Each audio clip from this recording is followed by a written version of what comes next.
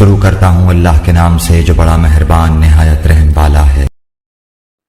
حضرت ابن عباس رضی اللہ تعالیٰ عنہ بیان کرتے ہیں، اس دوران کہ جبرائیل علیہ السلام نبی صلی اللہ علیہ وسلم کے پاس بیٹھے ہوئے تھے کہ انہوں نے اپنے سر کے اوپر سے زوردار آواز سنی تو انہوں نے اپنا سر اٹھایا اور فرمایا، یہ آسمان سے پہلی مرتبہ ایک دروازہ کھلا اور اس سے ایک فرشتہ نازل ہوا ہے۔ جبرائیل علیہ السلام نے فرمایا، یہ جو فرشتہ زمین کی طرف نازل ہوا ہے اس سے پہلے کبھی نازل نہیں ہوا ہے۔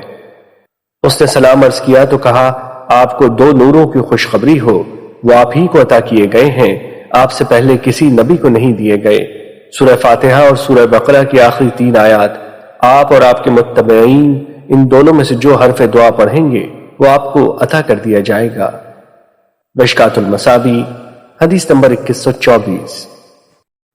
حضرت ابو مسعود رضی اللہ تعالیٰ عنہ بیان کرتے ہیں، رسول اللہ صلی اللہ علیہ وسلم نے فرمایا، سورہ بقرہ کی آخری 2 آیاتیں ایسی ہیں کہ جو شخص رات کے وقت انہیں پڑھ لے تو وہ اس کے لیے کافی ہو جاتی ہیں۔ مشکات المصابیح حدیث نمبر 2125۔ حضرت ابو دردہ رضی اللہ تعالیٰ عنہ بیان کرتے ہیں، رسول اللہ صلی اللہ علیہ وسلم نے فرمایا، جو شخص سورہ کہف کی ابتدائی 10 آیات یاد کر لے تو اسے فتنہ دجال سے بچا لیا جائے گا۔ مشکات المصابیح حدیث نمبر 2126۔ حضرت ابو دردہ رضی اللہ تعالیٰ عنہ بیان کرتے ہیں، رسول اللہ صلی اللہ علیہ وسلم نے فرمایا کہ تم میں سے کوئی رات میں تہائی قرآن پڑھنے سے عاجز ہے؟ صحابہ نے عرض کیا، تہائی قرآن کیسے پڑھا جا سکتا ہے؟ آپ صلی اللہ علیہ وسلم نے فرمایا، سورہ اخلاص تہائی قرآن کے برابر ہے۔